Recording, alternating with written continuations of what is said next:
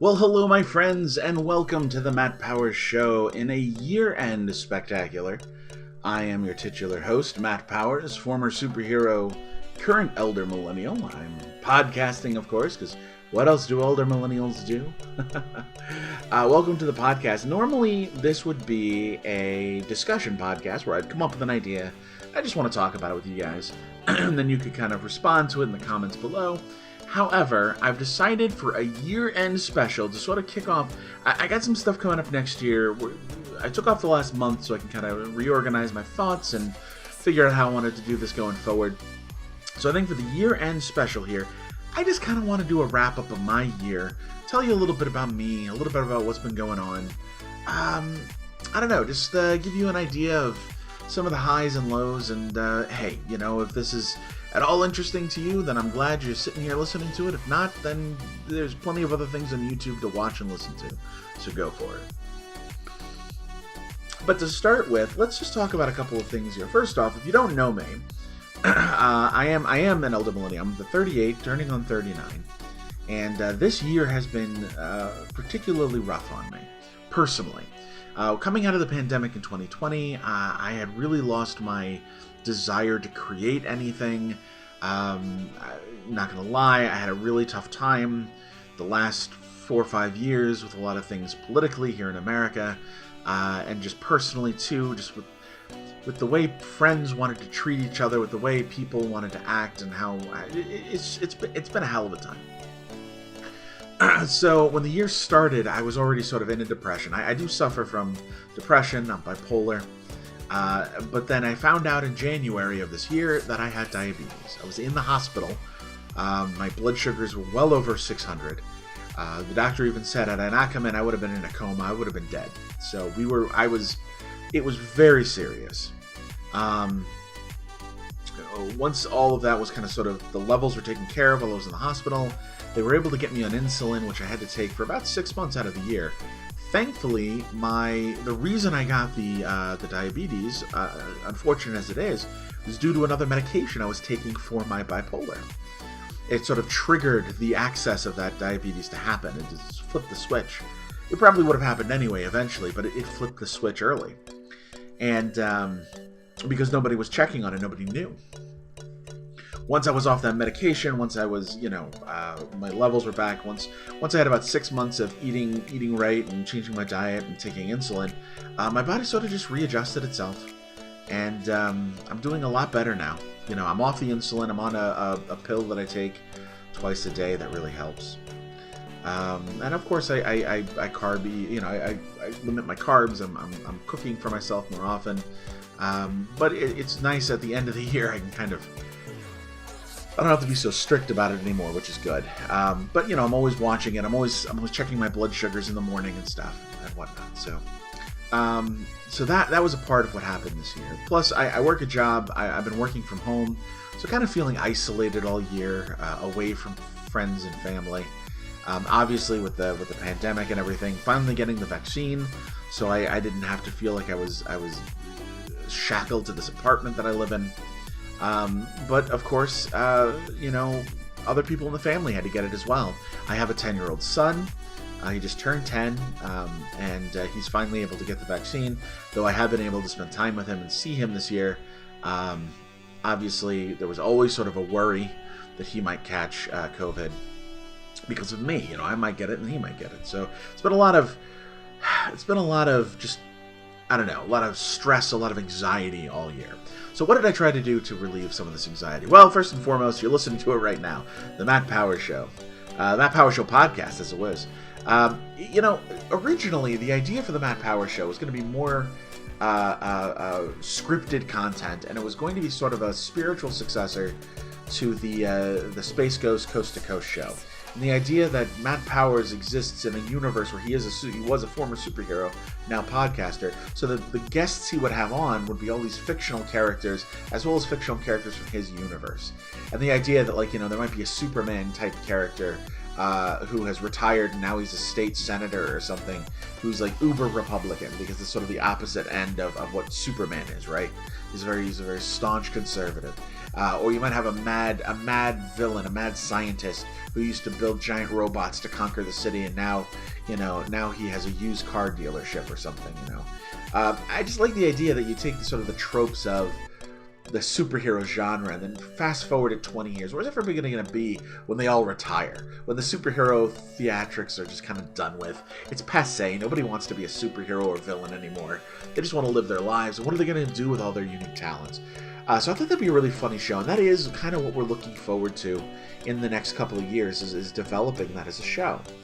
Why am I saying all this here? Well, because this has been for a while the Matt Powers Show podcast, where I talk about me basically and my feelings on things in the nerd sphere, and I think we're going to continue this as a podcast. I think this is fun. I really enjoy being able to sort of open up and talk to people and really get a chance to just have a dialogue with the internet. And, anyone who wants can listen to it at any point in time and hear my thoughts on things. And I can give updates on things as more thoughts come down the pipe. So definitely doing this has helped me feel a lot better about myself and where I am. And it's given me sort of that creative bug. Now, what am I doing with that creative bug? Well, this year, I came up with the idea of the interactive comic. What's that, you might ask? Haven't heard any of my other episodes? That's fine, I'll tell you. The interactive comic is actually going to be a form of visual novel. Okay, that is a brand. That's a type of program. A visual novel where you, the reader or the listener or the user, have an opportunity to make choices in a very choose-your-own-adventure style setting for the main character, whoever the character would be. And while there is one story being told, it's not like there are multiple stories being told. There's one long story being told by chapters. Really, there are many different ways to sort of get to the ending of that story, and a lot of the choices that you make are what are called death states. So sort of taking that idea from those old point-and-click adventure games from the late 80s and early 90s, right? The King's Quest, Space Quest, Indiana Jones and the Fate of Atlantis kind of stuff, where you can do things which lead you to death, where the character dies, you gotta sort of reload or start over. So the idea that there are death states in basically what is just a visual novel, there's just a story being told to you, I think is really kind of funny, because it's Choose Your Own Adventure. The Choose Your Own Adventure books used to have those too. So it should be something really interesting. Coming up with this idea, I didn't have a property for it. I was going to do something that I've been writing for years called Wasteland Deliveries, but it's not ready yet. It's not where I want it to be before I put that out to the world. But it's just this last week that I finally figured out what I want to do with this particular thing. And we're going to be doing something called Space Trek: The Adventures of Ace Starfield. Now, these are two different things that I'm kind of mashing together. Ace Starfield has, up until now, just been a radio play program that I've done that's sort of a throwback to the old Flash Gordon radio serials.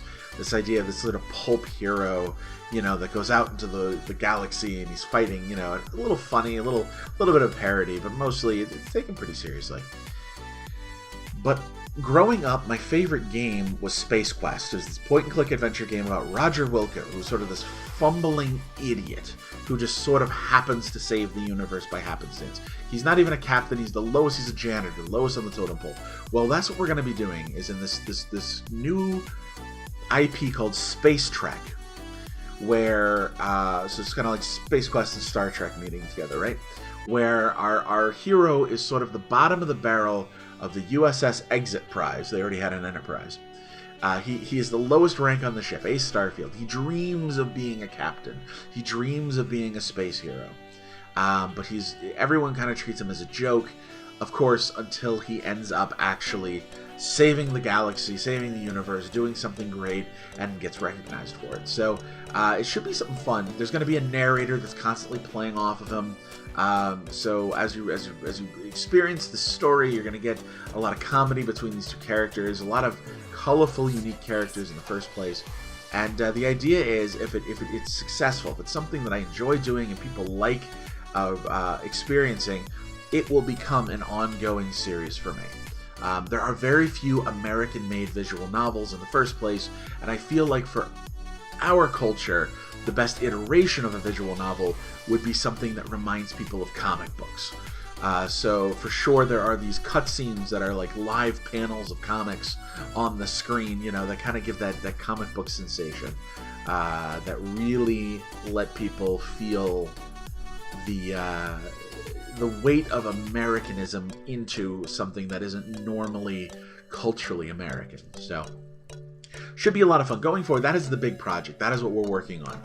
But to help develop some of the skills necessary for this, we are going to be doing a revitalization of an old radio play that we did for a while, now turning into sort of a new form of show that uses a lot of these visual novel elements, called Voices from the Vortex.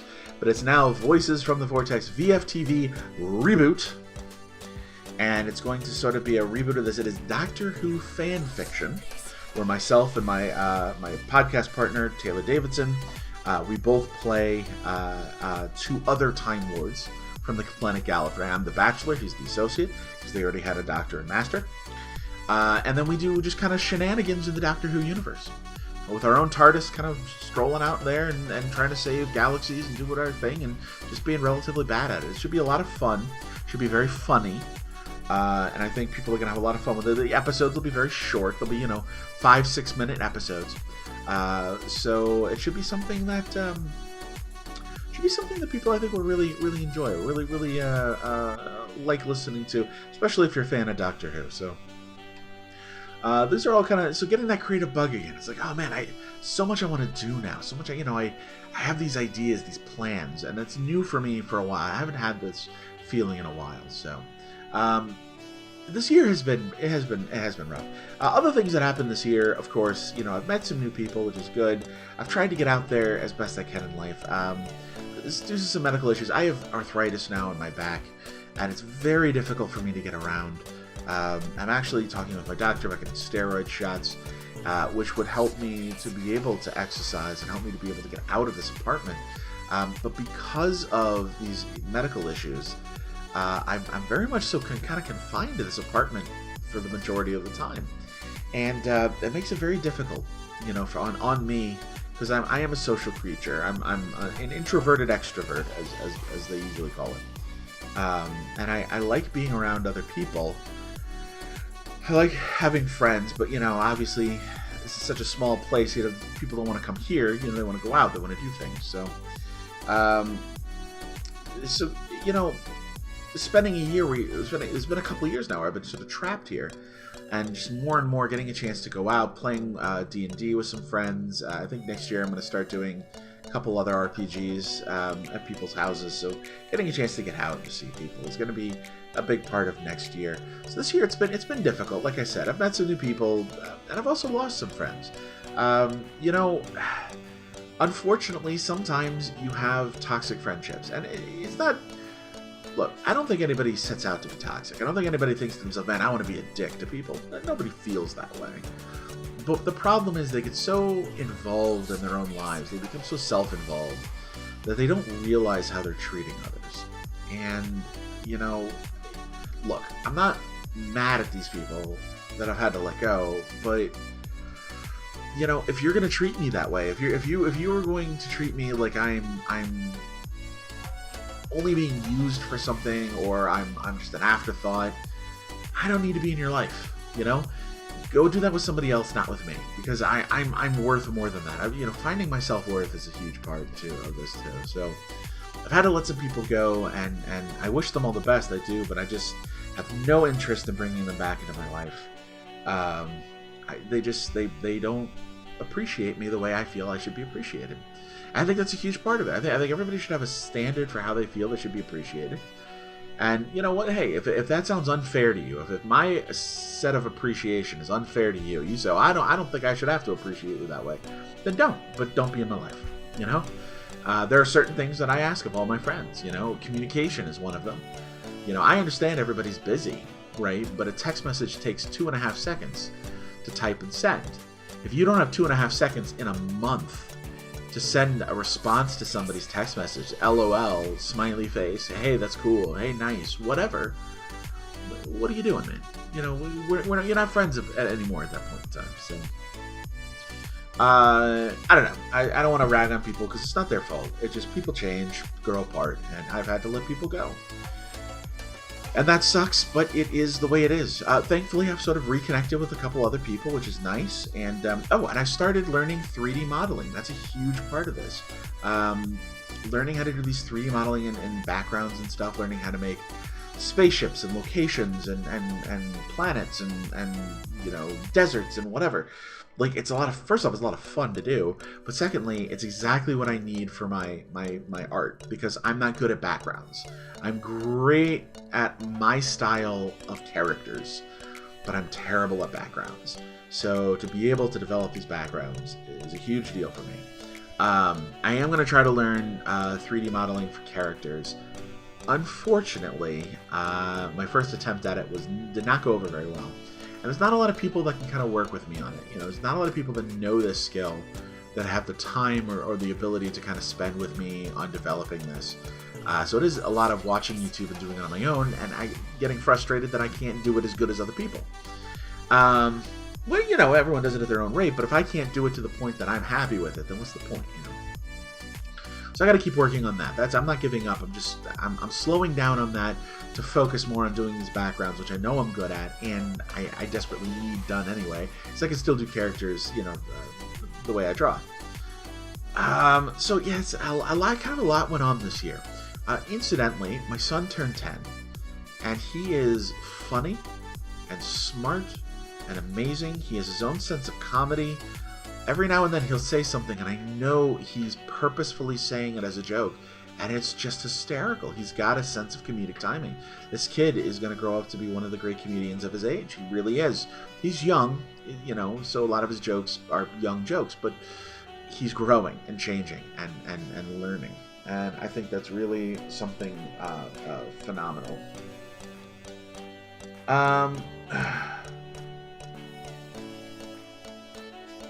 Also, I think he started getting all A's in school, which is truly remarkable, considering he was having such a hard time with reading and writing.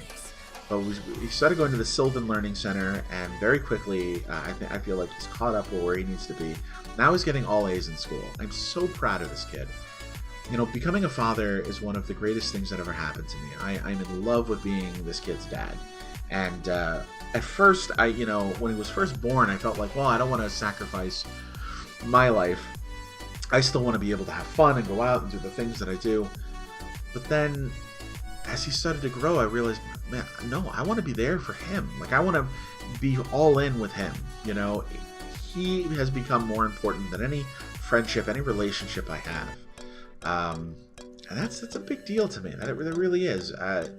I've lost some friends over that too. People who feel like I didn't spend enough time with them, but I was spending too much time with the kid. Well, that's the way it is when you become a parent. Or just the way I am. I don't know if that's the way it should be or the way it is, but it's the way I am, and I'm not going to apologize for that. That's either adapt to my new situation or don't. That was another huge part of this year, is watching my son grow and change and really becoming this little man. He's a person. It's amazing. Other things too, which whether you care about it or not, I saw there's a lot of great shows. I think we're in a golden age of media. There's way too many television shows. There's way too many. I can't even watch everything I want to watch. As of recording this is December 31st, which should be the day it goes out. I'm recording this. You're probably going to hear this in a couple hours. I have not watched the new Boba Fett show yet. I know it just launched. I just haven't started it yet. I'm not caught up yet on the last season of The Expanse, which is airing right now, which is one of the shows that I love. I didn't even get a chance to watch the live-action Cowboy Bebop, which I know a lot of people hated and it got canceled, but I was really looking forward to it. I didn't get a chance to watch more than the first episode, just because there's so much. Hawkeye came out. That was a huge deal to watch Hawkeye. There was The Foundation this year. There was Wheel of Time is out, which I've only watched a little bit of Wheel of Time, but it's really good. Obviously, all the MCU shows that came out, from WandaVision to Hawkeye, have all been spectacular for all different reasons. I've enjoyed every single one of them. Some more than others, it's fine, but for sure I've enjoyed them. And the movies that came out this year, so many movies that came out this year. I am very thankful for Ghostbusters Afterlife. I'm exhausted with nostalgia. I really wish Hollywood would just ease off a little on the throttle of this weaponized nostalgia that they're throwing at us with every movie. But Ghostbusters Afterlife is the perfect movie for a Ghostbusters fan after all this time, of my age, of my generation. And my kid loved it too, you know. And then, of course, obviously, Spider-Man No Way Home was mind-blowingly good. It was absolutely one of the best movies I've seen this year. Other movies that I still have on my queue that I want to watch this year, Tick, Tick, Boom, is sitting there on Netflix. I need to watch this movie. I've listened to the soundtrack now 100 times. I need to watch this movie. I just haven't had a chance. I saw Don't Look Up with Leonardo DiCaprio. This is all just stuff at the end of the year here. I saw Don't Look Up, did not like it. Way too much anxiety. It was too much of a parody of the real world and made me very, very sick to think about it. But it's true. It's a good film. You should watch it. Ted Lasso. I got into Ted Lasso this year. Saw those 2 seasons. They were great. I watched For All Mankind on Apple TV+. For All Mankind, which is an alternate universe where the Russians land on the moon first. Some of the best science fiction and NASA stuff I've ever seen in my life. It's so good. Television has become so fantastic. It really has. And it's blowing me away at how good all these shows are. So there's a lot out there. I think we're in a golden age of media, and I'm missing out on a lot because I'm watching other things, you know. And to start something new is an investment. So sometimes I don't like to start something new just because it's an investment. But I'm truly falling in love with a lot of the stuff I'm watching, and I'm looking forward to a lot next year. There's a lot coming out next year that I'm really interested in seeing. In the next couple of years, I'll be honest with you, next couple of years, there's quite a bit coming out that I think is really going to not just tantalize us, but I mean, it's good quality TV, you know, good quality movies, good quality entertainment. Remember, entertainment doesn't always have to be, you know, The Godfather. It doesn't always have to be film and cinema. Look, man, a bad movie's good. You just got to sit there and enjoy it. You got to go in with no expectations. You know, Jurassic World Dominion is the 6th Jurassic Park movie, the 3rd in this trilogy. And I'm promising you it's not going to win any awards, right? It's not an Oscar-baited movie. But it looks like it's going to be super fun. I can't wait for it, you know? And that's kind of the point, is there's just so much stuff that you just like. If you like dinosaurs, well, here's a movie about dinosaurs. If you like space, here's shows about space. If you like period pieces, well, here's like 18 shows that are all classically depicting different periods in history. Like, it's a good time to be a fan of media. It really is. Which is a part of why I want to make something. I want to create something. I want to put back into this. I've taken so much from this world. I've watched so much, enjoyed so much, I've taken so much. I want to put something back out in the world that other people can enjoy. And that's a huge part of my motivation. This interactive comic is, yes, hopefully a project that makes me some money, and I can feel good about that. But I want it to be something. I want to be able to put something out there that people go, I enjoyed this and I'm inspired by this, right? I want other people to be inspired. So, listen, going forward, these Matt Powers Show podcasts, this is a great way for me to just sort of dump onto the internet. It really is. I try to be as positive as possible. I try not to be as negative as I tend to be sometimes. It's all about me just kind of having an idea and talking to you guys. So we're going to continue this. I think what I'm going to do is keep doing it a couple times a week because I really enjoy that. I mean, if we do once a week, we do once a week. But I'm really enjoying it. I've got a bunch of topics set up for next year. A bunch of topics that I think you guys will really enjoy. And as stuff happens, we'll be able to talk about that too. But I have no idea who's going to hear this. I have no idea if anyone cares. But listen, it's been a good year. I've had a lot of fun. There's been some ups, there's been some real downs. And next year, there's always going to be stressors and things that are going to keep me from doing my best. But we're gonna try to keep going with everything that we can. And hopefully, by this time next year, I'll be doing another one of these, wrapping up 2022, talking about how amazing of a year it was in content creation. That's what this year was all about, the inspiration that got me back into making content. Next year, I want to talk about the content I put out and how it's inspiring me to do better, going forward. So, anyway, thanks for listening to this. Of course, as always, please, do the YouTube shuffle. I know you guys are tired of hearing it. We're tired of saying it, but the metrics say we have to. So please subscribe to the channel. Please like the video if you liked it. Dislike it if you didn't like it. You do you. I'm not your mother. But feel free to leave a comment below if you want to talk about something we talked about here. The only thing I ask is that you be respectful of other people. Outside of that, guys, thanks for coming. Thanks for the engagement. Thanks for talking to me and listening. And I will see you on the next Matt Power Show podcast, Monday, January 3rd. And as always, and continuing on, this is Matt Powers saying, Powers out.